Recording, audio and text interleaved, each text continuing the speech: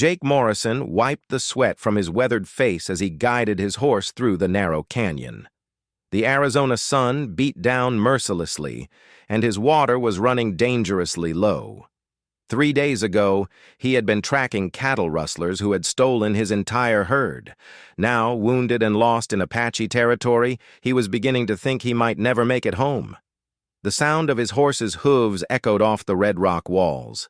Jake had been a cowboy for 15 years, but he had never ventured this deep into the desert alone. His left shoulder throbbed where a bullet had grazed him during the gunfight with the rustlers. The bandage was soaked with blood and sweat. As he rounded a bend in the canyon, Jake's horse suddenly stopped and snorted nervously. There, sitting on rocks near a small spring, were 3 young Apache women. They couldn't have been more than 16 or 17 years old. Each wore traditional clothing decorated with intricate beadwork, and their faces were painted with symbols that seemed to tell a story. Jake's hand moved instinctively toward his gun, but something stopped him. The girls didn't seem afraid or hostile. Instead, they watched him with curious eyes. The one in the middle, who appeared to be the leader, had markings on her face that were different from the others. Swirling patterns in blue and white paint covered her cheeks and forehead, creating designs that seemed almost otherworldly. "Easy there, ladies," Jake said softly, keeping his hands visible. "I don't mean you any harm." The girls spoke among themselves in their native language. Jake caught a few words he recognized from his limited knowledge of Apache. They seemed to be discussing whether he was dangerous. His horse, sensing the tension, shifted restlessly beneath him. The girl with the special markings stood up and approached slowly. She pointed to his wounded shoulder and said something in broken English. "You hurt. Bad men?" Jake nodded. "Rustlers took my cattle, shot me when I tried to stop them." He gestured toward the desert. "I'm lost. Need water." The 3 girls exchanged glances. The leader spoke again, this time more confidently. "My name is Ayana.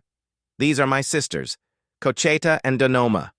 We are sacred daughters of Chief Running Bear." Jake tipped his hat respectfully. "Jake Morrison, ma'am. I run cattle near Tucson." Ayana studied his face for a long moment. "You speak truth. Eyes do not lie." She pointed to the spring. "You drink. We help wounded arm." As Jake dismounted and led his horse to the water, he noticed more details about the girls' appearance. Their clothing was not just decorative, but seemed to have ceremonial importance. Cocheta wore a necklace of turquoise stones arranged in a specific pattern, while Donoma had feathers braided into her hair in a way that suggested high status within their tribe. But it was Ayana's face markings that truly captured Jake's attention. The swirling patterns seemed to shift and change in the desert light, creating an almost hypnotic effect. He had heard stories from other cowboys about Apache sacred rituals, but he had never seen anything like this. "Those markings on your face," Jake said as Ayana began cleaning his wound with water from the spring. "They mean something special, don't they?" Ayana paused in her work. "These are marks of the vision quest. I have seen the future in dreams. The spirits have shown me things that will come to pass." Cocheta and Donoma gathered around, adding their voices to their sister's explanation. "She sees beyond the veil," Cocheta said in careful English. "The markings appear when the spirits speak through her." Jake winced as Ayana applied herbs to his wound, but he was fascinated by what he was hearing. "What kind of visions?" Donoma answered this time. "Trouble comes to our people. White soldiers march toward our village. They bring fire and death." A chill ran down Jake's spine despite the desert heat. He had heard rumors in town about military movements in Apache territory. The government was becoming increasingly aggressive in its efforts to force all Native Americans onto reservations. "When?" Jake asked. Ayana's expression grew grave. 3 sons from now. They come with many guns and no mercy in their hearts." As she finished bandaging his shoulder, Jake found himself faced with a terrible choice. He could continue on his way, grateful for their help, but leaving them to face their fate alone. Or he could try to warn them, knowing that getting involved might cost him his life. The girls seemed to sense his internal struggle. Ayanna placed her hand on his arm. "You are good man, Jake Morrison. The spirits whisper your name. You have choice to make." "What choice?" Jake asked, though he suspected he already knew. "My father, Chief Running Bear, will not listen to warnings from white man," Ayanna explained, "but he might listen if the warning comes from someone he trusts. Someone who has proven their loyalty to our people." Cocheta stepped forward. "There is a way, an old ritual that binds outsider to our tribe, but it requires sacrifice." Jake looked at the three young women, their painted faces serious in the fading daylight. He thought about his stolen cattle, his ranch that needed tending, and the comfortable life he was leaving behind. Then he thought about innocent people facing death because of his government's actions. "What kind of sacrifice?" he asked. Donnoma spoke quietly. "You must carry our sacred markings. You must speak for us when words fail. You must stand with us against those who would destroy our way of life." Ayanna's eyes met his. "The markings will mark you as enemy to your own people. You can never go back to old life, but you might save many lives." Jake stared at the spring, watching his reflection ripple in the clear water.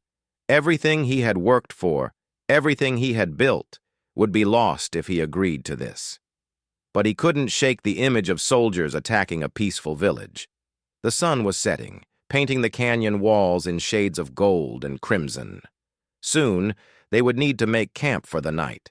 And by morning, Jake would need to have made his decision. As if reading his thoughts, Ayanna stood and gathered her sisters around her. "We will prepare the ceremony," she announced. "If you choose to accept our markings, you become our brother, our protector, our voice, when others will not listen." Jake watched as the three girls began collecting specific items from their surroundings. Certain stones, desert plants, and water from the sacred spring. They worked with practiced efficiency, their movements almost ritualistic. "Once the markings are applied," Cocheta explained as she ground herbs between two rocks, "they cannot be removed. They will change color with your emotions, grow brighter when danger is near, and fade only when peace returns to the land." "They will also allow you to understand our language," Donnoma added, "and give you the ability to speak with the spirits that guide our people." Jake felt the weight of the decision pressing down on him. This wasn't just about helping three girls or even saving a village. This was about choosing between two worlds, two ways of life that seemed impossible to reconcile. As the stars began to appear in the darkening sky, Ayanna approached him one final time. "The choice is yours, Jake Morrison. But know that if you refuse, we understand. You have already shown kindness by listening to our words." Jake looked at each of the girls in turn. Ayanna with her mystical markings and prophetic visions. Cocheta with her quiet wisdom and gentle hands that had tended his wounds. Donnoma with her fierce spirit and protective nature toward her sisters. Tomorrow, soldiers would begin their march toward the Apache village. Tomorrow, innocent people might die because of politics and prejudice he had no part in creating. Tomorrow, he could either ride away and try to forget what he had learned, or he could take a stand for what he knew was right. The desert wind picked up, carrying with it the scent of sage and the distant sound of coyotes calling to the moon. Jake Morrison, cowboy and cattle rancher, looked up at the vast expanse of stars and made his choice. "I'll do it," he said quietly. "Show me what I need to know." The transformation began at dawn. Ayanna and her sisters had spent the night preparing the sacred paints and gathering the items needed for the ancient ceremony. Jake had barely slept, his mind racing with questions about what he was about to become. As the first rays of sunlight crept into the canyon, the three Apache girls led Jake to a flat area surrounded by towering red rocks. They had arranged stones in a circle and placed various herbs and objects at specific points around the perimeter. "Remove your shirt," Ayanna instructed, her voice taking on a ceremonial tone. "The markings must cover your face, arms, and chest to be complete." Jake hesitated for a moment, then pulled off his dusty shirt and hat. The morning air was cool against his skin, and he could see his breath in small puffs of vapor. Cochetta began mixing the sacred paints in small clay bowls. The colors were unlike anything Jake had seen before, deep blues that seemed to hold the depth of the sky, whites that gleamed like fresh snow, and earth tones that captured the essence of the desert itself. "These paints are made from sacred stones ground to powder," Donnoma explained as she arranged brushes made from different types of animal hair. "Each color has meaning: blue for wisdom and truth, white for purity of spirit, red for courage in battle." Ayanna dipped her finger into the blue paint and approached Jake. "Close your eyes and do not speak until the ceremony is complete. The spirits must not be disturbed while they enter your body." Jake felt the cool paint touch his forehead. Ayanna's fingers moved with practiced precision, creating intricate patterns that seemed to flow naturally across his skin. The sensation was strange, not just the physical feeling of the paint, but something deeper, as if each mark was connecting him to something ancient and powerful. As the pattern spread across his face, Jake began to experience something extraordinary. Colors seemed brighter, sounds became clearer, and he could swear he heard voices whispering in languages he didn't understand but somehow comprehended. Cochetta took over, painting symbols down Jake's arms. Each mark told a story: the history of the Apache people, their connection to the land, their struggles and victories. Jake could see these stories in his mind as clearly as if he were watching them happen. When Donnoma began painting the final symbols on his chest, directly over his heart, Jake felt a surge of energy unlike anything he had ever experienced. The markings seemed to pulse with their own life, warming his skin and sending waves of sensation throughout his body. "It is done," Ayanna announced, stepping back to examine their work. Jake opened his eyes and looked down at himself. His reflection in the sacred spring showed a man transformed. The intricate patterns covered his face and upper body in designs that seemed to shift and flow in the morning light. But more than his appearance had changed. He felt different inside, as if he had gained access to knowledge and abilities he had never possessed. "How do you feel?" Cochetta asked in Apache. Jake started in surprise. Not only had he understood her perfectly, but he found himself responding in the same language. "I feel connected. Like I can sense things I never noticed before." The girls exchanged pleased looks. "The ceremony was successful," Donnoma said. "You are now our brother in all ways that matter."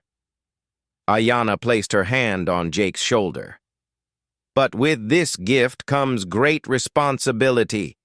You must use these abilities to protect our people. The markings will guide you, but the choices remain yours." As they gathered their belongings and prepared to leave the canyon, Jake began to understand the true magnitude of what had happened. The markings weren't just paint on his skin. They were a living connection to the Apache spiritual world. He could sense the emotions of the three girls, feel their hopes and fears as if they were his own. They rode through the desert for most of the morning, the girls leading Jake toward their village. Along the way, they taught him more about his new abilities. "When danger approaches, the markings will warn you," Ayanna explained. "They will grow warm and bright. When you speak with the spirits, they will help translate your words. And when you need strength," Cochetta added, "call upon the power of the earth itself.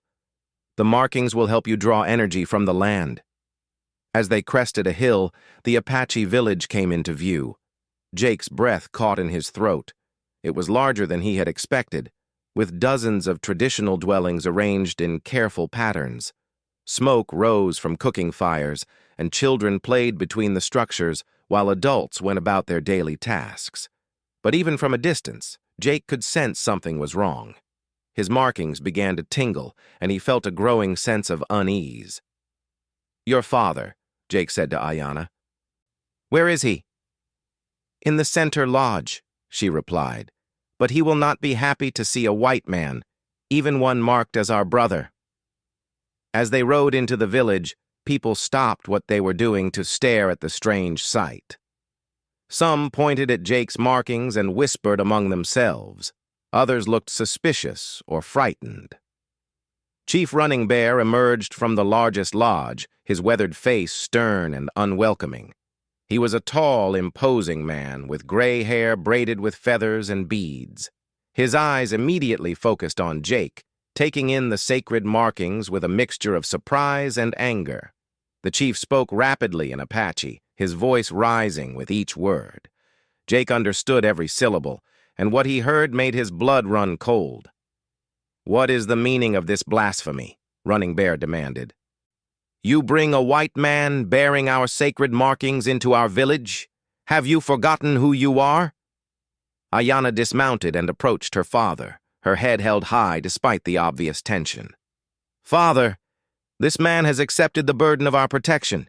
He carries warnings of danger that approaches." "No white man can be trusted with our sacred ways," the chief replied, his hand moving toward the knife at his belt. "These markings are an insult to our ancestors." Jake slowly dismounted, keeping his movements calm and non-threatening. The markings on his skin were growing warmer, confirming the danger he sensed in the situation. "Chief Running Bear," Jake said in Apache, his voice carrying clearly across the gathered crowd. "I come not as an enemy, but as one who has seen the truth of what approaches.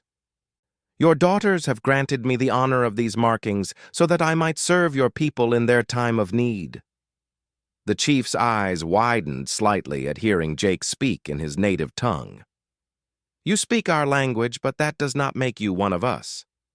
"Then let me prove my loyalty," Jake replied, drawing his gun slowly and placing it on the ground at the chief's feet.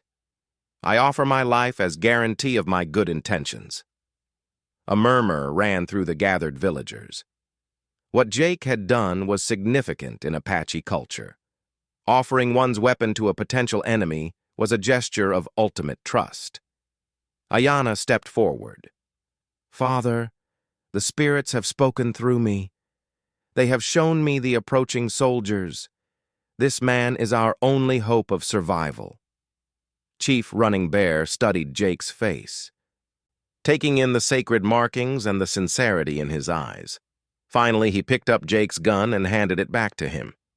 "Very well," the chief said. "You may speak your warning, but know that if you betray us, these markings will not protect you from our justice." Jake holstered his weapon and looked around at the faces surrounding him. Men, women, children, all watching him with a mixture of hope and suspicion. The weight of responsibility settled heavily on his shoulders. 3 days from now," Jake began, his voice carrying to every corner of the gathering, "soldiers will arrive with orders to force your people onto the reservation. They come with overwhelming numbers and superior firepower. If you try to fight them in traditional ways, many will die." The chief's expression grew grim. "And what do you propose we do? Run like rabbits?" "No," Jake said, feeling the markings pulse with energy as inspiration struck him. "We use their own tactics against them. But first, we need to make them believe that this village is already abandoned." Ayanna's eyes lit up with understanding. "You want us to stage our own disappearance?" "Exactly," Jake replied. "If the soldiers arrive to find an empty village, they'll assume you've already fled to the reservation. Meanwhile, you'll be hidden in the canyons until it's safe to return." Chief Running Bear stroked his chin thoughtfully. "This plan requires great coordination and perfect timing." "That's where these markings come in," Jake said, touching his painted face. "Your daughters have given me abilities I'm still learning to understand. I can sense when the soldiers are approaching and coordinate the evacuation." The crowd began to murmur with excitement. Children who had been frightened moments before now looked at Jake with wonder. Even some of the warriors who had seemed most hostile were nodding with grudging respect, but not everyone was convinced. An older warrior named Grey Wolf stepped forward, his scarred face twisted with suspicion. "This could be a trap," he declared. "How do we know this white man isn't leading us into an ambush?" Before Jake could respond, Donoma spoke up. "Because he carries the mark of the Sacred Sisters. The spirits themselves have chosen him as our protector. And because," Cocheta added, "he gave up his old life to stand with us.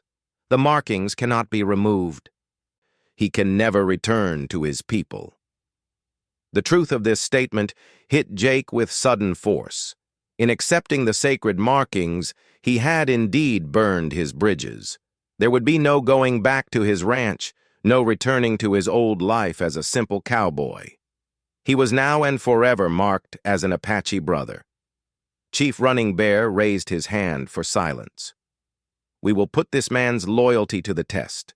If his plan succeeds and our people are saved, he will be welcomed as a true member of our tribe.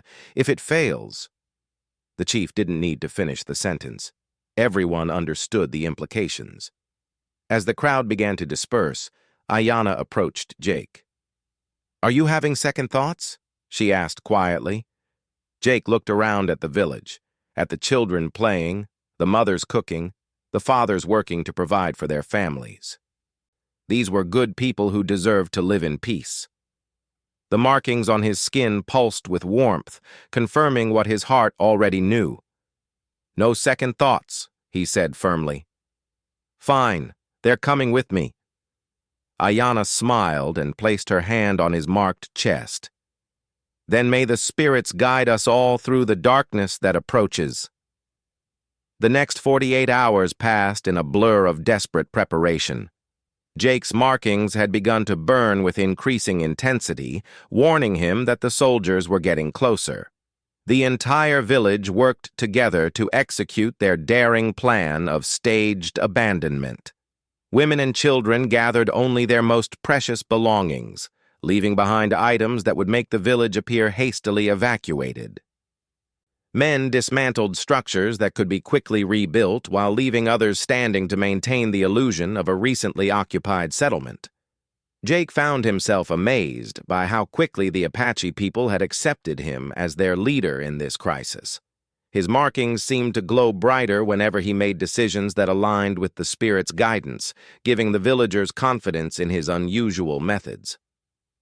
"The hidden canyon is prepared," Chief Running Bear reported as the sun began to set on the second day. "Our people can remain there safely for many weeks if necessary." Jake nodded, studying the horizon where dust clouds suggested approaching riders. His enhanced senses told him the soldiers would arrive by mid-morning tomorrow. "We need to begin the evacuation at dawn. Every family must reach the hiding place before the army scouts can spot them." Ayanna approached with her sisters, their faces painted with fresh ceremonial markings. "We have performed the ritual of protection over our people," she announced. "The spirits will help conceal their movements through the desert." As night fell, Jake walked through the village one last time with the 3 girls who had changed his fate forever.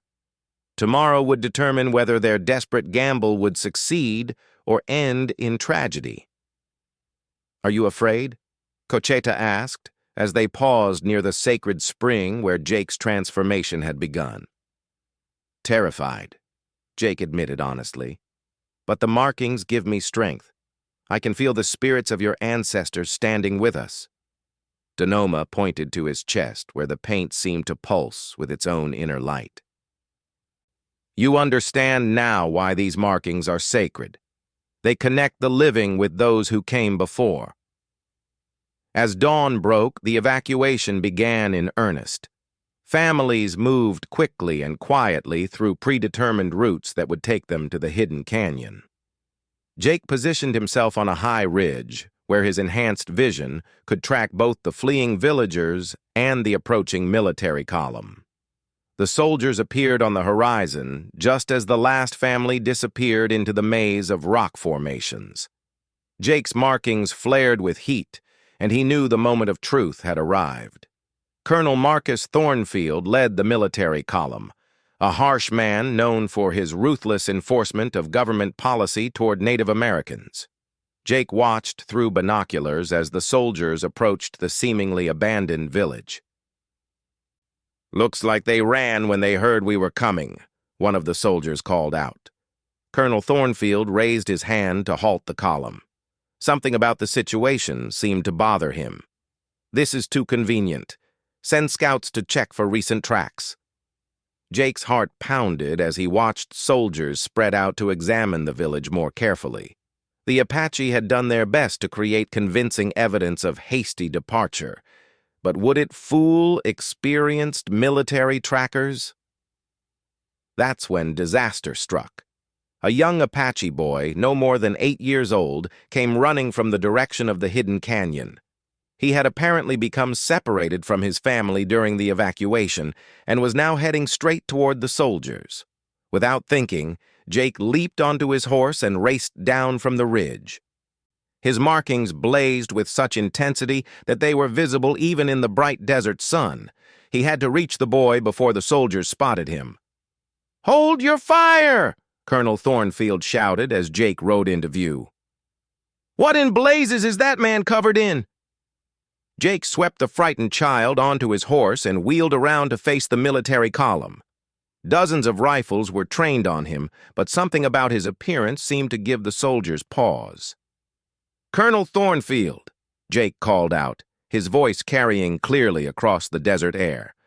"I'm Jake Morrison, and I need to speak with you." The colonel spurred his horse forward, his eyes fixed on Jake's painted features. "Morrison? You're that cattleman from near Tucson. What are you doing here painted up like a savage?" "Trying to prevent a massacre," Jake replied honestly. "These people pose no threat to anyone. They just want to live in peace." "They're supposed to be on the reservation," Thornfield snapped. "My orders are to bring them in by any means necessary." Jake felt the markings pulse with energy, and suddenly he understood what he needed to do. The sacred paint had given him more than just enhanced senses and the ability to communicate with spirits. It had given him the power to speak truth in a way that could not be denied. "Colonel," Jake said, his voice taking on an otherworldly resonance, "look into my eyes and tell me what you see." Despite himself, Thornfield found his gaze drawn to Jake's marked face. What he saw there made him gasp in surprise. The paint seemed to shift and swirl, showing him visions of Apache families living peacefully, children playing and learning, elders sharing wisdom with the young. "What kind of trick is this?" the colonel demanded, but his voice lacked conviction. "No trick," Jake replied. "Just truth. These markings show the reality of who these people are. Not the savage enemies you've been told to fear, but human beings with families, hopes, and dreams just like your own." Other soldiers began to murmur as they too found themselves drawn to look at Jake's transformed appearance. The sacred markings seemed to project an aura of truth that made deception impossible. Ayana, Cocheta, and Donoma suddenly appeared on the ridge above, their own ceremonial markings glowing in the sunlight. They began to chant in their native language, and Jake felt power flowing through him like electricity. "You have a choice, Colonel," Jake said, his voice now carrying the authority of generations of Apache wisdom. "You can follow orders that will lead to the deaths of innocent people, or you can choose a different path." "What different path?" Thornfield asked, though he seemed almost hypnotized by the swirling patterns on Jake's face. "Report that the village was already abandoned when you arrived. File a recommendation that this area be declared unsuitable for settlement due to lack of water sources. Let these people live in peace in land that nobody else wants anyway." The colonel sat in stunned silence for several long moments. Around him, his soldiers waited for orders, but many seemed reluctant to take aggressive action against the strange painted man who radiated such calm authority. Finally, one of the younger soldiers spoke up. "Sir, maybe we should consider this." These people aren't causing any trouble out here in the middle of nowhere." "Stand down, Private," Thornfield said automatically, but his tone was uncertain. Jake dismounted and walked slowly toward the colonel's horse, still holding the Apache child who had clung to him throughout the confrontation. "This boy," Jake said, lifting the child so Thornfield could see his face clearly, "what threat does he pose to the United States of America?" The colonel looked at the frightened child and then at Jake's painted features. For the first time in his military career, Marcus Thornfield found himself questioning orders that had seemed absolutely clear just moments before. "The government wants all Indians on reservations," he said, but his voice lacked its earlier conviction. "The government wants to avoid expensive wars and negative publicity," Jake countered. "What looks better in the newspapers back east, a peaceful resolution that shows American mercy and wisdom, or another bloody conflict that makes the army look like bullies attacking helpless families?" The sacred markings pulsed with energy as Jake spoke, and his words seemed to carry supernatural persuasion. Colonel Thornfield found himself nodding despite his better judgment. "You make a compelling argument, Morrison," the colonel admitted. "But how do I explain this to my superiors?" "Tell them the truth," Jake said simply, "that you arrived to find the village abandoned and the local terrain unsuitable for strategic military purposes. Recommend that resources be allocated to more pressing concerns." Ayanna and her sisters had climbed down from the ridge and now stood behind Jake, their presence adding weight to his words. The soldiers stared at the four painted figures with a mixture of awe and confusion.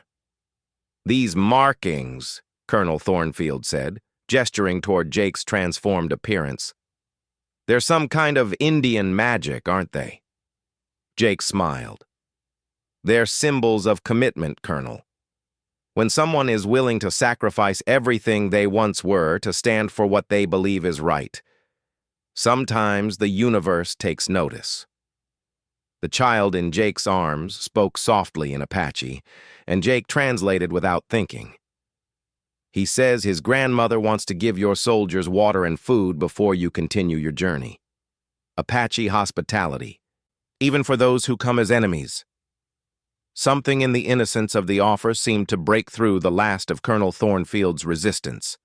He looked around at his men, saw the uncertainty in their faces, and made his decision.